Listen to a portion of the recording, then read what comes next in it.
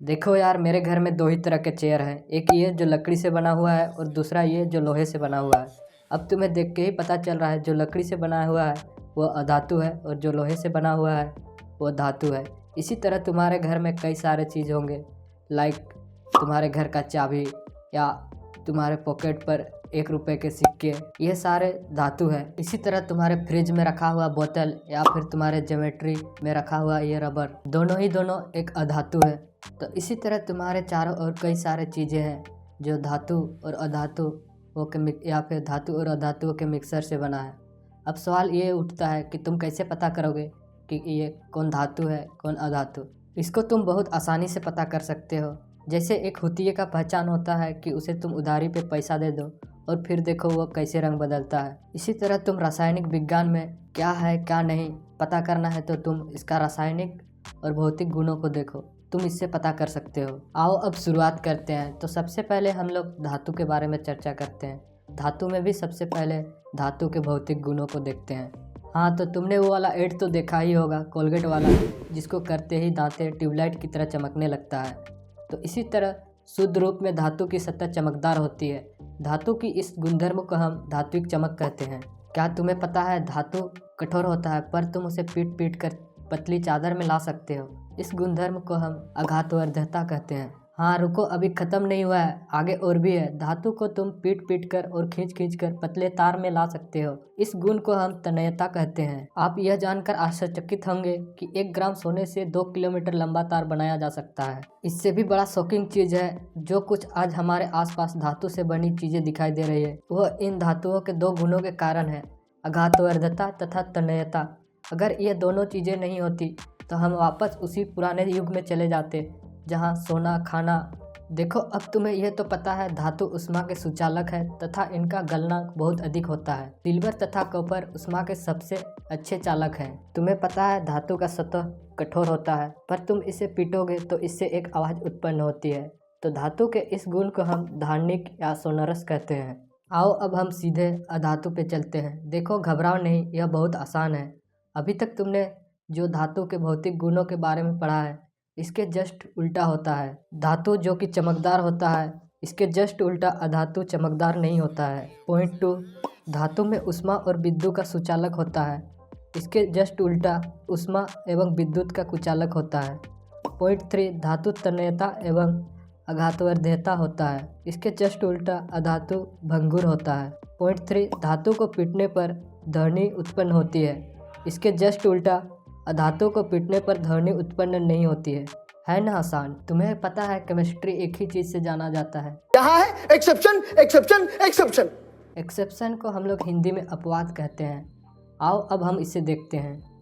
तुम्हें पता है सारी धातुएं कमरे के तापमान में ठोस अवस्था में पाई जाती है, पर मरकरी जो कि लिक्विड अवस्था में पाई जाती है। अब ये तो तुम्हें पता है धातुओं की गलनांक बहुत अधिक होता है, पर तुम देखोगे गैलियम और सीजियम को तो इसका गलनांक बहुत ही कम होता है। तुम्हें पता है अधातु चमकीला नहीं होता है, पर यही चीज़ तुम देखोगे आयोडीन पे, तो आयोडीन चमकीला होता है।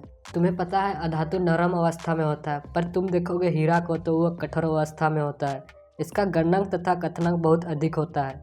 इसी तरह तुम देखोगे अधातु में धातु विद्युत कुचालक होता है, पर तुम देखोगे ग्रेफाइट को तो विद्युत सुचालक होता है। तुम्हें ये तो पता है धातु सामान्यतः कठोर अवस्था में होता है, पर तुम देखोगे क्षारीय धातु जैसे लिथियम, सोडियम और पोटेशियम, यह इतनी मुलायम होती है कि तुम इनको चाकू से काटा जा सकता है। इसका घनत्व तथा गलनांक बहुत कम होता है। हाँ, तो हमने जान लिया धातु और अधातु के भौतिक गुणधर्म को।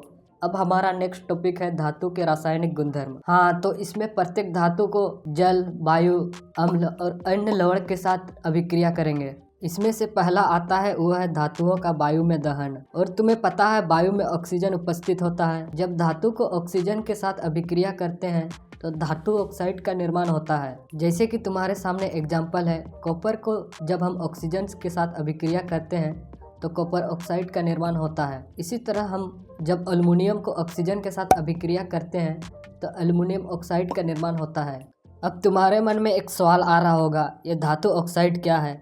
यह प्रकृति में क्षारीय है, हमेशा अम्ल के साथ अभिक्रिया करता है। कुछ ऐसे धातु ऑक्साइड जो अम्ल तथा क्षारक दोनों से अभिक्रिया करके लवण तथा जल का प्रदान करते हैं। इसे उभयधर्मी ऑक्साइड कहते हैं, जैसे एल्युमिनियम ऑक्साइड, जिंक ऑक्साइड। जब एल्युमिनियम ऑक्साइड को अम्ल के साथ अभिक्रिया करते हैं तो लवण तथा जल का निर्माण करता है। इसी तरह एल्युमिनियम ऑक्साइड को हम क्षार के साथ अभिक्रिया करते हैं तो सोडियम एल्युमिनियम ऑक्साइड और जल का निर्माण करता है। हमने देखा कि ऑक्सीजन के साथ सभी धातुएं एक ही दर से अभिक्रिया नहीं करते हैं। पोटेशियम और सोडियम आसानी से ऑक्सीजन के साथ अभिक्रिया करते हैं। खुली हवा में रखने पर आग पकड़ लेता है, इसीलिए इसे मिट्टी के तेल से सुरक्षित रखा जाता है। मैग्नीशियम, एल्युमिनियम, जिंक, लेड आदि जैसे धातुओं। नेक्स्ट है मैग्नीशियम, एल्युमिनियम, जिंक और लेड। सामान्य तापमान में मैग्नीशियम, एल्युमिनियम, जिंक और लेड आदि ऑक्सीजन के साथ अभिक्रिया करके अपनी सतह पर ऑक्सीजन की पतली परत बना लेते हैं। यह धातु को ऑक्सीजन के साथ आगे की अभिक्रिया को रोकता है ताकि धातु को जंग और क्षरण ना हो, बल्कि वह अच्छी स्थिति में रहे। नेक्स्ट है आयरन। गर्म करने पर आयरन का दहन नहीं होता है, लेकिन जब बर्नर की ज्वाला में लौह चूर्ण डालते हैं तो वह तेजी से जलने लगता है। नेक्स्ट धातु है कॉपर। कॉपर का तो दहन नहीं होता है, लेकिन गर्म धातु पर कॉपर ऑक्साइड के काले रंग का परत चढ़ जाती है। नेक्स्ट दो एलिमेंट है वो है सिल्वर और गोल्ड। यह अत्यंत अधिक ताप पर भी ऑक्सीजन के साथ अभिक्रिया नहीं करते हैं। हाँ, तो यहाँ पे ख़त्म होता है धातुओं का वायु के साथ अभिक्रिया। नेक्स्ट टॉपिक है वो है धातु जब जल के साथ अभिक्रिया करती है तो क्या होता है। धातु जल के साथ अभिक्रिया करके धातु ऑक्साइड और हाइड्रोक्साइड बनाती है। जैसे कि तुम्हारे सामने एग्जाम्पल है, जब हम लोग पोटेशियम को जल के साथ अभिक्रिया करते हैं तो पोटेशियम हाइड्रोक्साइड H2+ ऊष्मीय ऊर्जा उत्पन्न करता है। दूसरा एग्जाम्पल, जब हम सोडियम को हम जल के साथ अभिक्रिया करते हैं तो सोडियम हाइड्रोक्साइड और H2+ ऊष्मीय ऊर्जा का उत्पन्न करता है। विभिन्न धातुएं पानी के साथ अलग अलग तरह से अभिक्रिया करते हैं। पोटेशियम एवं सोडियम जैसे धातुएं ठंडे जल के साथ तेजी से अभिक्रिया करती है। सोडियम तथा पोटेशियम की अभिक्रिया तेज तथा ऊष्मक्षेपी होती है कि इससे उत्सर्जित हाइड्रोजन तत्काल प्रज्वलित हो जाती है। मैग्नीशियम ठंडे पानी के साथ अभिक्रिया नहीं करता है। यह मैग्नीशियम हाइड्रोक्साइड और हाइड्रोजन बनाने के लिए गर्म पानी के साथ अभिक्रिया करता है। एल्युमिनियम, आयरन तथा जिंक जैसी धातुएं ना तो शीतल जल के साथ और ना ही गर्म जल के साथ अभिक्रिया करती है, लेकिन भाप के साथ अभिक्रिया करके धातु ऑक्साइड तथा हाइड्रोजन प्रदान करती है। जैसे कि तुम्हारे सामने एग्जाम्पल है, एल्युमिनियम का हम जल के साथ अभिक्रिया करते हैं तो एल्युमिनियम ऑक्साइड और H2 का निर्माण करता है। नेक्स्ट दूसरा एग्जाम्पल है आयरन को जब हम जल के साथ अभिक्रिया करते हैं तो आयरन ऑक्साइड और हाइड्रोजन गैस का उत्पन्न करता है। नेक्स्ट आता है लेड, कॉपर, सिल्वर तथा गोल्ड। लेड, कॉपर, सिल्वर तथा गोल्ड जैसी धातुएं जल के साथ बिल्कुल अभिक्रिया नहीं करती है। हाँ, तो यहाँ पे ख़त्म होता है धातुओं का जल के साथ अभिक्रिया। नेक्स्ट टॉपिक है धातुओं का अम्ल के साथ अभिक्रिया। धातुएं अम्ल के साथ अभिक्रिया करके लवण तथा हाइड्रोजन जैसे गैस प्रदान करता है। विभिन्न धातुएं अम्ल के साथ भिन्न भिन्न अभिक्रिया करती है। एल्युमिनियम तनु हाइड्रोक्लोरिक अम्ल के साथ अभिक्रिया करके एल्युमिनियम क्लोराइड और हाइड्रोजन गैस बनाता है, जैसे कि तुम देख सकते हो इस एग्जाम्पल में। नेक्स्ट है मैग्नीशियम तनु हाइड्रोक्लोरिक अम्ल के साथ अभिक्रिया करके जिंक तनु हाइड्रोक्लोरिक अम्ल के साथ अभिक्रिया करके जिंक क्लोराइड और हाइड्रोजन गैस बनाता है। लोहा तनु हाइड्रोक्लोरिक अम्ल के साथ अभिक्रिया करके आयरन क्लोराइड और हाइड्रोजन गैस बनाता है। कभी कभी एग्जाम में पूछा जाता है धातुएं नाइट्रिक अम्ल के साथ अभिक्रिया करती है तब हाइड्रोजन गैस उत्सर्जित नहीं होती है, ऐसा क्यों? क्योंकि नाइट्रिक अम्ल एक प्रबल ऑक्सीकारक है जो उत्पन्न हाइड्रोजन को ऑक्सीकृत करके जल में परिवर्तित कर देता है और स्वयं नाइट्रोजन के किसी ऑक्साइड में उपचयित होता है। पर मैग्नीशियम एवं मैग्नीज अति तनु नाइट्रिक अम्ल के साथ अभिक्रिया कर हाइड्रोजन गैस उत्सर्जित करता है। नेक्स्ट छोटा सा टॉपिक है एक्वा ऊर्जा। 3:1 के अनुपात में सांद्र हाइड्रोक्लोरिक अम्ल तथा सांद्र नाइट्रिक अम्ल का ताज़ा मिश्रण होता है। यह गल्ड को जला सकता है, जबकि दोनों में से किसी अम्ल अकेले की यह क्षमता नहीं होता है। हाँ, तो यहाँ पे ख़त्म होता है धातुओं का अम्ल के साथ अभिक्रिया। तो नेक्स्ट टॉपिक है धातु अन्य धातु लवणों के साथ अभिक्रिया करती है। जब अधिक क्रियाशील धातु कम क्रियाशील धातु के लवण के साथ अभिक्रिया करती है तो अधिक क्रियाशील धातु कम क्रियाशील धातु को उसके लवण विलयन से विस्थापित कर देती है। विस्थापन अभिक्रिया घटित होती है। जैसे कि तुम्हारे सामने एग्जाम्पल है लोहा। आयरन जब कॉपर सल्फेट के साथ अभिक्रिया करता है तो आयरन कॉपर सल्फेट में से कॉपर को विस्थापन करके आयरन सल्फेट और कॉपर का निर्माण करता है। अब तुम सोच रहे हो मुझे कैसे पता चला आयरन अधिक क्रियाशील है और कॉपर कम क्रियाशील है। तो तुम इस सक्रियता श्रेणी देख सकते हो। जो सबसे ऊपर है वह सबसे अधिक अभिक्रियाशील है और जो सबसे नीचे है वह कम अभिक्रियाशील है, और ऊपर से नीचे क्रियाशीलता कम होते जाती है। तो इसमें देख सकते हो आयरन जो कि कॉपर से ऊपर है, यानी कि आयरन अधिक क्रियाशील है, इसीलिए आयरन कॉपर को विस्थापन किया। नेक्स्ट टॉपिक है धातु और अधातुएं की अभिक्रिया। तुम्हारे मन में एक विचार आनी चाहिए, धातुएं और अधातुएं की अभिक्रिया क्यों होती है। धातुएं और अधातुएं दोनों अपने सबसे बाहरी सेल में इलेक्ट्रॉन की संयोजकता बनाए रखने के लिए अभिक्रिया करते हैं।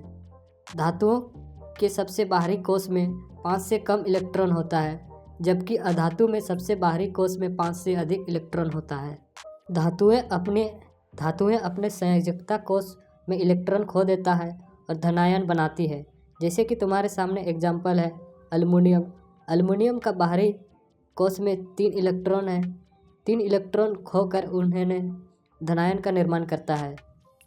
जैसे कि तुम यहाँ पे देख सकते हो उत्कृष्ट गैस जैसे हीलियम, नियॉन, आर्गन, इसके बाहरी सेल में 2 8 8 इलेक्ट्रॉन है, तो यह अस्थायी है। पर तुम धातुओं को देखो, सोडियम में 1 इलेक्ट्रॉन है बाहरी सतह पे, मैग्नीशियम में 2, एल्युमिनियम में 3, पोटेशियम में 1, कैल्शियम में 2। इसी तरह तुम धातु में देख सकते हो नाइट्रोजन में 5, ऑक्सीजन में 6, फ्लोरीन में 7, तो इसी तरह से बढ़ते जाता है। जैसे कि तुम देख सकते हो धातु अपने संयोजकता कोश में इलेक्ट्रॉन खो देता है और धनायन बनाता है। जैसे कि तुम इस एग्जाम्पल में देख सकते हो एल्युमिनियम का बाहरी सतह पे इलेक्ट्रॉन 3 है, जिसको खोकर वह धनायन Al3+ निर्माण करता है। सोडियम को देखो, सोडियम का बाहरी सतह पे 1 इलेक्ट्रॉन है। सोडियम 1 इलेक्ट्रॉन खो देता है और एनायन बनाता है, यानी धनायन बनाता है।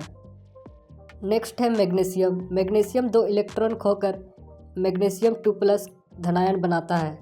नेक्स्ट है अधातु अपने संयोजकता कोश में इलेक्ट्रॉन प्राप्त करके ऋणायन बनाता है। जैसे कि तुम देख सकते हो ऑक्सीजन के बाहरी सतह पे 6 इलेक्ट्रॉन है और 2 इलेक्ट्रॉन प्राप्त करके O2- का निर्माण करता है। नेक्स्ट एग्जाम्पल है अधातु का, वह है नाइट्रोजन के बाहरी सतह पे 5 इलेक्ट्रॉन है और 3 इलेक्ट्रॉन प्राप्त करके Na3- ऋणायन का निर्माण करता है। जब धातुएं अधातुएं के साथ अभिक्रिया करती है तो धातुएं इलेक्ट्रॉन खो देता है और अधातुएं इलेक्ट्रॉन प्राप्त करता है। धातु और अधातु के बीच इलेक्ट्रॉन का स्थानांतरण आयनिक यौगिक या विद्युत संयोजक यौगिक बनाता है। जैसे कि तुम इस एग्जाम्पल में देख सकते हो। तो तुम इस एग्जाम्पल में देख सकते हो सोडियम जिसका बाहरी सेल पे 1 इलेक्ट्रॉन है और क्लोराइड जिसका बाहरी सेल पे 7 इलेक्ट्रॉन है। इसमें सोडियम अपना 1 इलेक्ट्रॉन क्लोरीन को प्रदान कर धनायन का निर्माण करता है, वहीं क्लोराइड अपना 1 इलेक्ट्रॉन प्राप्त कर क्लोराइड ऋणायन का निर्माण करता है, और इससे जो उत्पाद बनता है वो सोडियम क्लोराइड का निर्माण होता है।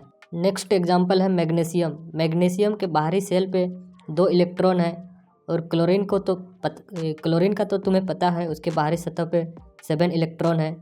मैग्नीशियम अपना 2 इलेक्ट्रॉन 2 क्लोरीन को प्रदान कर मैग्नीशियम धनायन का निर्माण करता है, वहीं क्लोराइड आयन ऋणायन का निर्माण करता है, और इससे जो उत्पाद बनता है वो है मैग्नीशियम क्लोराइड। नेक्स्ट है आयोनिक यौगिकों के गुण भौतिक प्रकृति। आयोनिक यौगिक ठोस एवं कठोर होता है, लेकिन ये यौगिक सामान्यतः भंगुर होते हैं और टुकड़ों में टूट जाते हैं। नेक्स्ट गलनांक और क्वथनांक। आयोनिक यौगिक का गलनांक और क्वथनांक उच्च होता है। नेक्स्ट घुलनशीलता। आयोनिक यौगिक जल में घुलनशील होते हैं, लेकिन केरोसिन, पेट्रोल आदि में अघुलनशील होते हैं। नेक्स्ट चालन विद्युत। आयोनिक यौगिक ठोस अवस्था में विद्युत का संचालन नहीं करते, लेकिन वे पिघले हुए और विलयन रूप से विद्युत का संचालन करते हैं। नेक्स्ट टॉपिक है धातुओं की प्राप्ति। धातुओं की प्राप्ति हमें दो जगह से होता है। पहला समुद्र की जल से, दूसरा पृथ्वी के भूपर्पट्टी से। पृथ्वी के भूपर्पट्टी में प्राकृतिक रूप से पाए जाने वाले तत्वों या यौगिकों को खनिज कहते हैं। कुछ स्थानों पर खनिजों में विशेष धातु काफ़ी मात्रा में होती है, जिसे निकालना लाभकारी होता है। इन खनिजों को अयस्क कहते हैं। नेक्स्ट टॉपिक है धातुओं का निष्कर्षण। धातुओं की सक्रियता श्रेणी के बारे में आप पढ़ चुके हैं, इसीलिए आप आसानी से समझ सकते हैं कि अयस्क से धातु का निष्कर्षण कैसे होता है। भूपर्पट्टी में स्वतंत्र अवस्था में पाई जाती है। सक्रिय श्रेणी में नीचे वाले धातुएं सबसे कम अभिक्रियाशील होती है। ये स्वतंत्र अवस्था में पाई जाती है। उदाहरण के लिए गोल्ड, सिल्वर, प्लेटिनियम एवं कॉपर स्वतंत्र अवस्था में पाए जाते हैं। सक्रियता श्रेणी में सबसे ऊपर की धातुएं जैसे पोटेशियम, सोडियम, कैल्शियम, मैग्नीशियम एवं एल्युमिनियम इतनी अधिक अभिक्रियाशील होती है कि ये कभी भी स्वतंत्र तत्व के रूप में नहीं पाई जाती है। सक्रियता श्रेणी के मध्य की धातुएं जिंक, आयरन, लेड आदि की अभिक्रियाशीलता मध्य होती है। पृथ्वी की भूपर्पट्टी में मुख्यतः ऑक्साइड, सल्फाइड या कार्बोनेट के रूप में पाए जाते हैं। अभिक्रियाशीलता के आधार पर हम धातुओं को निम्न 3 वर्गों में विभाजित कर सकते हैं। पॉइंट 1 निम्न अभिक्रियाशील धातुएं, पॉइंट 2 मध्य क्रियाशील धातुएं, पॉइंट 3 उच्च क्रियाशील धातुएं। पृथ्वी से खनिज अयस्कों में मिट्टी, रेत आदि जैसे कई अशुद्धियाँ होती है, जिन्हें गैंग कहते हैं। सक्रियता श्रेणी में नीचे आने वाली धातुएं काफ़ी अनभिक्रिया होती है। इन धातुओं के ऑक्साइड को केवल गर्म करने से ही धातु प्राप्त किया जा सकता है। उदाहरण के लिए सिनाबार मरक्यूरी का एक अयस्क है। वायु में गर्म करने पर यह सबसे पहले मर्क्यूरिक ऑक्साइड में परिवर्तन होता है और अधिक गर्म करने पर मर्क्यूरिक ऑक्साइड मरकरी में अपचयित हो जाता है। इसी तरह एग्जाम्पल है प्राकृतिक रूप से कॉपर सल्फेट के रूप में उपलब्ध तांबे को केवल वायु में गर्म करके इसको अयस्क से अलग किया जा सकता है। सक्रियता श्रेणी के मध्य में स्थित धातुओं का निष्कर्षण। सक्रियता श्रेणी के मध्य में स्थित धातुएं जैसे आयरन, जिंक, लेड, कॉपर की अभिक्रियाशीलता मध्यम में होती है। प्रकृति में यह प्राय सल्फाइड या कार्बोनेट के रूप में पाई जाती है। सल्फाइड या कार्बोनेट की तुलना में धातु को उसके ऑक्साइड से प्राप्त करना आसान है, इसीलिए अपचयन से पहले धातु के सल्फाइड एवं कार्बोनेट को धातु ऑक्साइड में परिवर्तन करना आवश्यक है। सल्फाइड अयस्क को वायु की उपस्थिति में अधिक ताप पर गर्म करने पर यह ऑक्साइड में परिवर्तन हो जाता है। इस प्रक्रिया को हम भर्जन कहते हैं। कार्बोनेट अयस्क को सीमित वायु में अधिक ताप पर गर्म करने पर ऑक्साइड में परिवर्तन हो जाता है। इस प्रक्रिया को हम निस्तापन कहा जाता है। जिंक को अयस्कों के भर्जन एवं निस्तापन के समय निम्न रासायनिक अभिक्रिया होती है। जैसे कि तुम्हारे सामने एग्जाम्पल है, जिंक सल्फेट को हम जब ऑक्सीजन के साथ अभिक्रिया करते हैं तो जिंक ऑक्साइड और सल्फर डाइऑक्साइड का निर्माण करता है, और इसी को हम निस्तापन करेंगे तो जिंक कार्बोनेट को हम तापमान देंगे तो जिंक ऑक्साइड और कार्बोनेट का निर्माण करता है। इसके बाद कार्बन जैसे उपयुक्त अपचायक का उपयोग कर धातु ऑक्साइड से धातु प्राप्त किया जाता है। उदाहरण के लिए जब जिंक ऑक्साइड को कार्बन के साथ गर्म किया जाता है तो यह जिंक धातु में अपचयित हो जाता है। जैसे कि एग्जाम्पल देख सकते हो, जिंक ऑक्साइड को जब हम कार्बन के साथ अभिक्रिया करते हैं तो जिंक और कार्बन मोनोऑक्साइड का निर्माण करता है। सक्रियता श्रेणी में सबसे ऊपर स्थित धातुओं का निष्कर्षण। अभिक्रियाशीलता श्रेणी में सबसे ऊपर स्थित धातुएं अत्यंत अभिक्रियाशील होती है। इन्हें कार्बन के साथ गर्म करके इन्हें यौगिकों से प्राप्त नहीं किया जा सकता है। इसे इस प्रकार की जाती है। Copper, zinc, tin, nickel, silver, gold आदि जैसे अनेक धातुओं का परिष्करण विद्युत अपघटन द्वारा किया जाता है। इस प्रक्रम में अशुद्ध धातु को एनोड तथा शुद्ध धातु की पतली परत को कैथोड बनाया जाता है। धातु के लवण विलयन का उपयोग विद्युत अपघटय के रूप में होता है। विद्युत अपघटय से जब धारा प्रवाहित की जाती है तब एनोड पर स्थित अशुद्ध धातु विद्युत अपघटय में घुल जाती है। इतनी ही मात्रा में शुद्ध धातु विद्युत अपघटय से कैथोड पर निक्षेपित हो जाती है। विलेय अशुद्धियाँ विलयन में चली जाती है तथा अविलेय अशुद्धियाँ एनोड पर निक्षेपित हो जाती है, जिसे एनोड पंख कहते हैं। नेक्स्ट टॉपिक है संक्षारण। खुली वायु में कुछ दिन छोड़ देने पर सिल्वर की वस्तुएं काली हो जाती है। सिल्वर का वायु में उपस्थित सल्फर के साथ अभिक्रिया कर सिल्वर सल्फाइड की परत बनाने के कारण ऐसा होता है। पॉइंट 2, कॉपर वायु में उपस्थित आर्द्र कार्बन डाइऑक्साइड के साथ अभिक्रिया करता है, जिसे इसकी सतह पर भूरे रंग की चमक धीरे धीरे खत्म हो जाता है तथा इस पर हरे रंग की परत चढ़ जाती है। यह हरा पदार्थ बेसिक कॉपर कार्बोनेट से होता है। लंबे समय तक आर्द्र वायु में रहने पर लोहे पर भूरे रंग की परत चढ़ जाती है, जिसे जंग कहते हैं। अब तुम सोच रहे हो संक्षारण को कैसे रोका जाए, तो इसको तुम पेंटिंग, ग्रीसिंग, गैल्वेनाइजिंग के थ्रू रोक सकते हो। पेंटिंग, जब धातुओं को रंगा जाता है तो वह सीधे हवा या पानी के संपर्क में नहीं आती।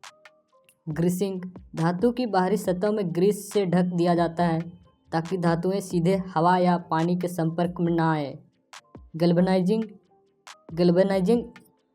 स्टील और लोहे को जंग लगने से बचाने का एक विधि है जिसमें उन पर जिंक की एक पतली परत चढ़ाई जाती है। हाँ, तो यहाँ पे हमारा चैप्टर ख़त्म होता है। अगर आपको यह वीडियो अच्छा लगा तो चैनल को लाइक करें, सब्सक्राइब करें और दोस्तों के साथ शेयर करें। एक इम्पोर्टेंट चीज़, क्लास 8, 9th, 10th का वीकली टेस्ट का रियल क्वेश्चन एक दिन पहले यहाँ पे सॉल्व किया जाता है। अगर ये भी आप पाना चाहते हैं तो चैनल को सब्सक्राइब करें और बेल आइकन को दबाएं ताकि नोटिफिकेशन आपको समय पे मिले। अब मिलते हैं नेक्स्ट वीडियो में।